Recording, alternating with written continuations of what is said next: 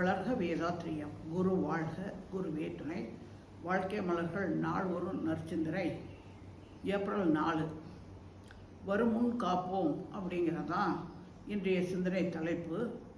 அதாவது எந்த ஒரு கஷ்டமும் வந்த பிறகு தான் ஒவ்வொருத்தரும் நினைக்கிறோம். அது உடல் கஷ்டமாக இருந்தாலும் சரி, மன கஷ்டமாக இருந்தாலும் சரி, எதாக இருந்தாலும் இப்போ வந்த பிறகு அதை போக்கிக் கொள்றதுக்கான முயற்சிகளை மேற்கொள்கிறோம். ஏன்னா அது துன்பமாக இருக்குது, தாங்க முடியல, பல காரணங்களால். இப்போ ஒரு உதாரணத்துக்கு உடல் நோய் அப்படின்னு எடுத்துக்கிட்டோம் அப்படின்னம்னா எத்தனையோ இன்னும் நோய்கள் இருக்குது, கொஞ்சம் நஞ்சம் இல்லை. ஏன்னா போகிற 7000ங்கிறதுல ஒரு கிட்டத்தட்ட ஒரு 5000 வியாதிகளுக்கான மருந்துகளை சொல்கிறார். அந்த காலத்துலேயே 5000னா இன்னைக்கு எவ்வளோ மருந்து, எவ்வளவு வியாதிகள். ஏன்னா முன்னையெல்லாம் மருத்துவத்துறையில் ஒரு எம்பிபிஎஸ் டாக்டர்னு தான் தெரியும். இந்த 2-3 தலைமுறைக்கு முன்னாடி அலோபதி மருத்துவர்கள்னு எடுத்துக்கிட்டோம்னா ஒரு எம்பிபிஎஸ் ஒட்டு மொத்தமாக ஒரு டாக்டர் தான், அவர் மருத்துவர்னு சொல்லுவோம். ஆனால் இன்றைக்கி பார்த்தா ஒவ்வொன்றுக்கும் ஒவ்வொரு ஸ்பெஷலிஸ்ட், சிறப்பு மருத்துவர்கள் அப்படிங்கிற முறையில் இந்த உடல் உறுப்புகள் ஒவ்வொன்றுக்கும் ஒவ்வொரு வகையில் ஆராய்ச்சி பண்ணி இன்றைக்கி வந்திருக்காங்க. அப்படின்னா அப்போ இது என்ன அர்த்தம் அப்படின்னு பார்த்தா, இந்த 3-4 தலைமுறைக்கு முன்னாடி இந்த மாதிரி இல்லையே. அப்போ இருந்தவங்களாம் உடல் உழைப்பு செஞ்சாங்க. ஆனால் விஞ்ஞான வளர்ச்சி பெற பெற பெற உடல் உழைப்பு குறைஞ்சி போச்சு. அந்த உடலை சரியான முறையில் நிர்வகிக்க பராமரிக்கவும் தெரியல. அதனுடைய விளைவு தான் இன்றைக்கி இத்தனை கஷ்டங்கள்.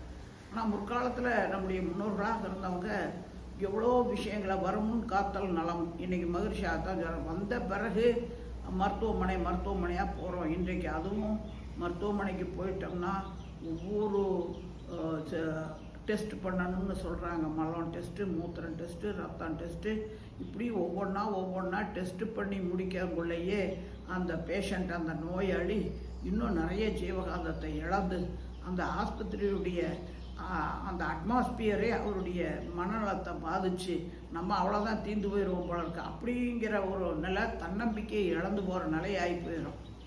இன்றைய மருத்துவங்கள் அப்படி தான் இருக்குது. அப்புறம் ஒரு மருந்து கொடுத்தாங்க அப்படின்னாக்க அந்த எந்த ஒரு பாதிப்பு இருக்கோ அதுக்கு மட்டும்னா போகுது.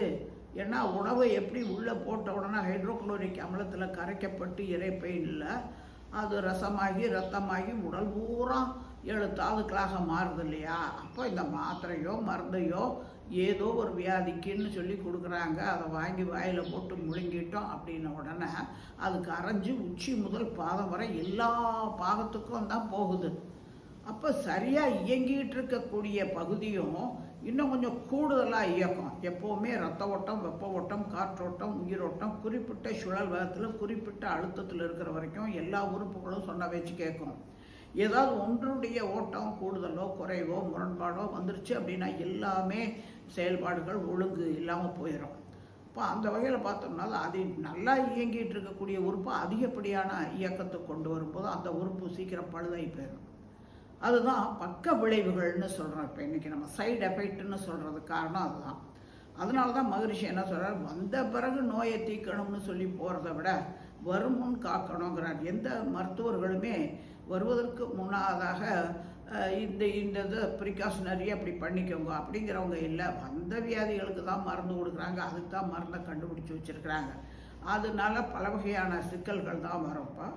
அப்போது வருமுன் காத்தல் நலம் பார்த்தீங்கன்னா, இப்போது ஒரு சாதாரணமாக கடவுள் கும்பிட்றதுல கூட, பழக்க வழக்கங்களில் கூட ஒவ்வொரு பருவநிலை மாற்றத்துக்கு தகுந்த மாதிரி இந்த பூமியில் ஏகப்பட்ட தாக்கங்கள் வருதுன்னா அதே தாக்கங்கள் மனித உடல்லையும் வருங்கிறதுக்காக நம்முடைய முன்னோர்களாக இருக்கிறவங்க பல விஷயங்களை நமக்கு சொல்லி வச்சுருக்கிறாங்க. எல்லாம் எழுத்து மூலமாக நம்ம குடும்பத்திலேயே அதையெல்லாம் உணவே மருந்து, மருந்தே உணவுங்கிற முறையில் கூட ஒவ்வொரு பருவநிலை மாற்றத்துக்கு தகுந்த மாதிரி. இப்போ குளிர்காலம் வந்துடுச்சு அப்படின்னு உடனே அதுக்கு தகுந்த மாதிரி நம்ம உடலை உஷ்ணப்படுத்தக்கூடிய உணவு முறைகளாக எடுத்துக்கிட்டோம் அப்படின்னம்னாக்கா அந்த வெளி சீதோஷ்ணம், அந்த குளிர் அதிகமாக இருக்கிற தாக்கத்திலிருந்து நம்ம தவிர்க்கப்படுவோம். அதுக்கான உணவு முறைகள் இன்னென்னது அதை உணவாகவே மருந்தே உணவு அப்படிங்கிற முறையில் உணவே மருந்துங்கிற முறையிலெல்லாம் கொடுத்துருக்காங்க. பார்த்தீங்கன்னா அடுத்து இந்த பருவநிலை மாற்றங்கள், இப்போ கோடை காலம் இப்போ நமக்கு இன்றைக்கு பார்த்தோம்னா அவ்வளோ வெயிலாக இருக்குது. இந்த கோடை காலம் வர்றதுக்கு முன்னாடியே இப்போ மாசி மாதத்துலேயே மாரியம்மன் கோயில்கள்லாம் வேப்பந்தலையை கொண்டு போய் மஞ்சளை அரைச்சி போட்டு தண்ணியை கொண்டு போய் குளிர்ச்சியாக்குறாங்க. ஏன்னா கோடை காலம் வந்துட்டால் எல்லாம் வெப்பு தான். அதோடு பார்த்திங்கன்னா இதுக்கு அடுத்து சித்திரை பார்த்தா மதுரையிலெல்லாம் கள்ளழகர் வர்றார் அப்படின்ன உடனே தண்ணி குழாய்களில் வச்சுக்கிட்டு பீச்சாங்குழல்னு எல்லா பேர்லேயும் தண்ணி அடிப்பாங்க. அப்படின்னா என்னென்னா வெப்ப கொப்பளங்கள் வந்து வேர்க்குருவுக வந்து தோல்வியாதிக வந்து சிரமப்படாமல் இருக்கணும். ஏன்னா உஷ்ணத்தின் காரணமாக அதீத உஷ்ணம்னாக்க நம்முடைய உடலில் இருக்கக்கூடிய உயிர் சக்தி ஜீவகாந்தம் இதெல்லாம் வெளியேறி போயிட்டே இருக்கு. அப்போ உடலை நடத்துவதற்கு போதுமானதாக இருக்காது. அப்போ அதுக்கு இந்த உடலை குளிர்ச்சி விட்டுறதுக்காக சில சம்பிரதாயங்கள், சில பழக்க வழக்கங்கள், சில கடவுள் கும்பிடுறது, இந்த மாதிரிலாம் நம்முடைய முன்னோர்கள் ஏற்படுத்தி வச்சுருக்காங்க. வருமுன் காத்தல். அதே மாதிரி தான் பார்த்தீங்கன்னா தை மாதத்துலேயே மாசி மாதத்தில் மாரியம்மன்னா அதுக்கு முன்னாடியே தை மாதத்துலேயே வீட்டு முன்னாடி போகி பண்டிகைன்னு சொல்கிறாங்க. வேப்பந்தழை, அப்புறம் இன்னும் பார்த்தீங்கன்னா பூளைப்பூ, ஆவாரம்பூ, இதையெல்லாம் கூரையில் சொருகி வச்சுருவாங்க. அப்படின்னா என்ன, நோய் எதிர்ப்பு சக்தி வரணும். இங்கே இருக்கிறவங்களுக்கு நோய் கிருமிகள் வீட்டுக்குள்ளே வராமல் வெளியேறணும். அந்த வேப்ப இலை எல்லா வீட்லேயும் வேப்ப மரம் வைக்கிறதுக்கு வசதி இருக்கும், வசதி இருக்காது. அதுக்கு பதிலாக என்ன பண்ணுறாங்க, ஒரு கொத்து வேப்பந்தலையை கொண்டுட்டு வந்து முன்னாடி சொருகிட்டோம்னா அது கிருமி நாசினி. அது சுவாசிக்கும் போது நமக்கு வந்து சுவாச கோஷங்களில் எந்த வித பிரச்சனையும் வராது. இப்படி அதே போல் பார்த்தீங்கன்னா இன்றைக்கி இளம்பிள்ளை வாதம்னு சொல்லக்கூடியது போலியோன்னு சொல்கிறோம். அதுக்கு தடுப்பு ஊசி மருந்து அது வராமல் தவிர்த்து கொள்றதுக்குன்னு அரசாங்கத்திலே இப்போ கடந்த சில ஆண்டுகளாக தான் அதை கண்டுபிடிச்சி பிறந்த குழந்தைகளுக்கு அந்த மாதிரி வயிற்றில் கருவில் இருக்கும்போதே குழந்தை பிறந்த பிறகு அதுக்கு வராமல் இருக்கிறதுக்கு என்னென்ன முறைகள் எல்லாம் தடுப்புகள் அப்படிங்கிற முறையில் வருமுன் காத்தல் நலம்ங்கிறதுல அரசாங்கத்தின் மூலமாகவே மக்களுக்கு நன்மை செய்யணும். ஏன்னா இன்றைய குழந்தைகள் தான் நாளைய இளைஞர்கள். அவங்க தான் இந்த சமுதாயத்தில் தூண்களாக இருந்து நடத்த போகிறவங்க. அப்போ அவங்க உடலாலும் மனதாலும் ஆரோக்கியமாக இருக்கணுமா இல்லையா?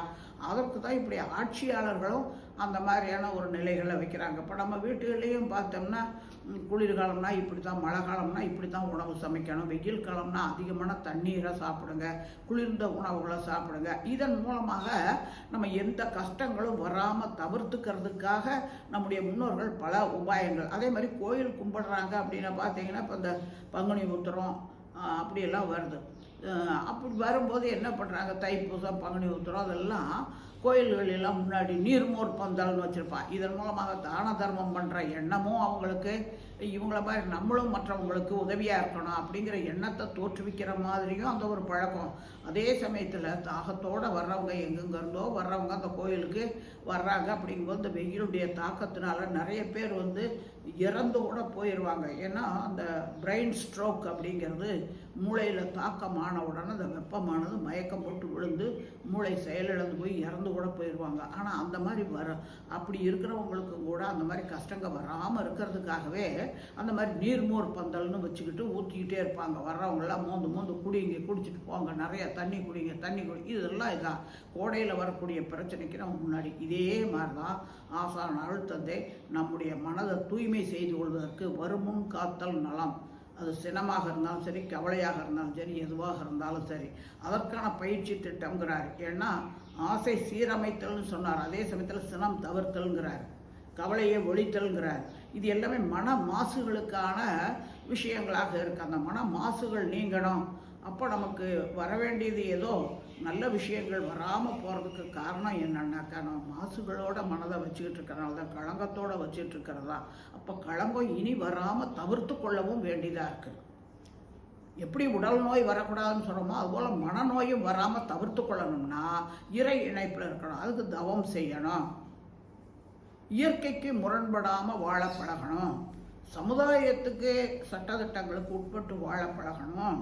இது எல்லாம் தான் வருமுன் காத்தல். நமக்கு துன்பம் வராமல் காத்துக்கொள்ளணும். அப்படின்னா வருவதற்கு முன்னதாகவே நம்ம எப்படி அதை தடுத்து கொள்வது. இப்போ கொரோனா அப்படின்னு ஒரு காலகட்டத்தில் வந்துச்சு, ஒரு 4-5 வருஷத்துக்கு முன்னாடி. அது கோவிட் அப்படி சொன்னாங்க. அதில் எல்லா பேரும் பார்த்தீங்கன்னா ஒருத்தருக்கு வந்துருச்சு அப்படின்னா மற்றவங்களுக்கு தொற்று நோய் பரவுதுன்ன உடனே அரசாங்கத்திலையும் சரி மற்றவங்களும் சரி அதுக்கு இன்னென்ன முறைகளெல்லாம் தடுப்பு பண்ணிக்கலாம், வருமுன் காத்துக்கொள்ளணும், அதுக்கு இப்படி தான் பண்ணணும், நம்ம பொருள்களை வெளியிலேருந்து வாங்கிட்டு வர்றோம் அப்படின்னம்னா அப்படியே போட்டு சமைச்சு அப்படியே பண்ணி அப்படியே பழக்கமானவங்களாம் இப்போ அந்த கொரோனா வந்துட்டு போன பிறகும் பார்த்தோம்னா இன்றைக்கு வரைக்கும் அந்த பழக்கம் எல்லார் குடும்பத்திலையும் வந்திருக்கு. ஏன்னா காய்கறிகளை வாங்கிட்டு வந்த உடனே அதை மஞ்சளையும் உப்பையும் போட்டு, ஏன்னா இன்றைக்கி நிறைய கெமிக்கல்ஸ் ரசாயனங்கள்லாம் போட்டு உற்பத்தி பண்ணுறதுனால அந்த மருந்துகளெல்லாம் மேலே நின்றுட்டு இருக்கோம். இது என்ன பண்ணுறாங்க, இன்றைக்கி பெண் மக்கள் சரியாக அதை சுத்தம் பண்ணாமையே அறுத்து போட்டு அதுக்கு பிறகு தண்ணியில் போட்டு கழுவுறாங்க. அப்போ அதில் இருக்க கிருமிகள்லாம் அந்த அறுத்த பாகத்தின் வழியாக அந்த காயோ கீரையோ உள்ளதான போகும். ஆனால் அவங்க கொரோனா சமயத்தில் என்ன சொன்னாங்க, உங்கள் குடும்பத்துக்கு கொரோனா வராமல் நீங்கள் முன்னெச்சரிக்கையாக இருக்கணும்னா கொண்டு வர்ற பைய வெளியிலேயே அங்கே வச்சு போட்டு அங்கேயே தண்ணி மஞ்சள் உப்பு எல்லாத்தையும் போட்டு வச்சு அதுக்குள்ளார போட்டு கொஞ்சம் நேரம் ஊறின பிறகு அப்புறம் எடுத்து தூய்மை பண்ணணும். நீ வெளியே போயிட்டு உள்ளே வந்தீங்கன்னா போய் முதல்ல குழி போகட்டு இருக்கிற கிருமியெல்லாம் வெளியே போகட்டும், இல்லைன்னா உங்கள் குடும்பத்தில் இருக்கிறவங்களுக்கு வந்துடும். இதெல்லாம் முன்னெச்சரிக்கை நடவடிக்கை. ஆனால் இன்றைக்கும் நிறைய குடும்பத்தில் நான் பார்த்துட்ருக்கேன், அதை அப்படியே ஃபாலோ பண்ணிகிட்ருக்காங்க. உண்மையிலே ஏதோ ஒரு காரணத்தினால ஏதோ ஒரு சிக்கல் இந்த சமுதாயத்துக்கு வருதுன்னா அதில் ஒரு சில விஷயங்கள் பின்னாடி வர்றவங்களுக்கு அது நன்மை தரத்தக்கதாக மாறிடுது. இப்போ அந்த வகையில் தான் ஆசான் அழுத்தந்தை சொல்கிறார், நீங்கள் ஒவ்வொரு கஷ்டம் அது உடல் நோயாக இருந்தாலும் சரி மனநோயாக இருந்தாலும் சரி உங்களுடைய கர்ம வினை பதிவுடைய காரணமாக இப்போ வெளிப்படுது, அதுதான் உண்மை. ஆனால் அதை நீங்கள் வந்த பிறகு கஷ்டப்படுறதை விட வருமுன் காத்துக்கொள்ளணும். அதுக்கு இப்போ அஷ்டகர்ம வியாதின்னு சொல்லுவார் மகர்ஷி. 8 வகையான வியாதிகள் பாரம்பரியமாக வரும்பார். ஏன்னா எல்லாருமே 23 ஜோடி குரோமோசோம்களால் ஆக்கப்பட்டவங்க. அதில் ஒரு ஜோடி குரோமோசோம்ங்கிறது பாரம்பரியத்தை எடுத்துகிட்டு வருது. நம்முடைய முன்னோர்களாக இருக்கிறவங்களுக்கு ஏதாவது இருக்குமே, ஆனால் அது எல்லாமே நம்ம தீர்க்கவே முடியாதாமா. அதை எதிர்கொள்ளக்கூடிய திறனை வேணும்னா வளர்த்து கொள்ளலாம். அப்போ அது வருமுன் காத்தல் நலம்ங்கிற முறையில் நம்ம அதுக்கான ப்ரிலிமினரியாக என்னென்ன செய்யணுமோ அதையெல்லாம் செஞ்சுக்கணும். இப்போது மகரிஷிகிட்ட ஒரு தடவை ஒருத்தர் சொல்கிறார், எங்கள் தாத்தாவுக்கு ஹார்ட் அட்டாக் செத்து போயிட்டாரு ஒரு 45 வயசுலேயே. எங்கள் அப்பாவும் அதே மாதிரி இறந்துட்டார். அப்போ நானும் 45 வயசு ஆகும்போது செத்து போயிடுவாங்களா சாமி அப்படின்னு கேட்குறாரு ஒருத்தர். அப்படி சாக மாட்டேடா, ஏன்னா நீ அருள்நிதி, நீ விடாமல் உடற்பயிற்சி செய்கிற, காயல்பு பயிற்சி செய்கிற, தவம் செய்கிற, தற்சோதனை செய்கிற, ஜீவகாந்த பெருக்கு பயிற்சி செய்கிற, இதெல்லாம் உங்கள் அப்பாவுக்கும் உங்கள் தாத்தாவுக்கு கிடைக்கல, அதனால நீ 45 வயசில் சாக மாட்டேடா அப்படின்னு சொல்கிறார். அப்போ சாக மாட்டேன்னு சொன்னால் உண்மையிலேயே இருந்தாலும் இன்றைக்கி வரைக்கும் உயிரோடு இருக்கார். இப்போ வருங்கிறது தெரிஞ்சுக்கிட்டு ஐயோ வந்துருமான்னா அது மேலும் மேலும் பெருகிட்டு தான் போயிடும். அதுக்கு பதிலாக நம்ம ஆராய்ச்சி பண்ணி தற்சோதனை பண்ணி எந்த ஒரு விஷயமாக இருந்தாலும் துன்பமில்லாமல் பார்த்து கொள்ளக்கூடிய லைஃப் ஸ்டைலுங்கிறது மனிதன்கிட்ட இருக்குது, மிருகங்கள்கிட்டே இருக்குது. மிருகமே பார்த்தீங்கன்னா ஒரு நாயே அதிகமாக சாப்பிட்டுருச்சு அப்படின்ன உடனே ஐயோ அதனால் வயிற்றுக்கு கேடு வந்துடும், அதனால் அடுத்து ஒன்றும் ஓட முடியாது தூங்க முடியாதுன்னு உடனே தானே எதையோ புல்ல தின்னு பூராத்தையும் கக்கி உள்ளே இருக்கிறத பூரா வெளியே கொண்டு வந்துடும். ஏன்னா அது பொருந்தாத உணவுங்கிறத அது உணர்வுக்கு எட்டுது, அப்படியே வெளியே கொண்டு வந்துடுது. அதுபோல் ஒரு மிருகங்கள் கூட தன்னை தற்காத்து கொள்ளுதும் போது மனிதன் 6வது அறிவு இருந்தும் கூட தற்காத்து கொள்ள தெரியாதனுடைய விளைவு தான் இன்றைக்கு இருக்கக்கூடிய சமுதாயத்தில் நிலவக்கூடிய அத்தனை வியாதிகளும், அது உடல் வியாதியாக இருந்தாலும் சரி மனவியாதியாக இருந்தாலும் சரி. அதனால தான் மகிழ்ச்சி வந்த நோய் நீங்கவும் இனிமே வியாதி வராமல் காத்து கொள்றதுக்கும் நமக்கு பயிற்சி முறைகளை வடிவமைச்சிருக்கார். அதனால் நம்ம வருமுன் காத்தல் நலம்ங்கிற முறையில் தொடர்ந்து நம்ம எடுத்துக்கொண்ட பயிற்சிகளை விடாமல் செய்து வருவோம் என்று கூறி இந்த சிந்தனையை நிறைவு செய்வோம். வாழ்க வளமுடன்.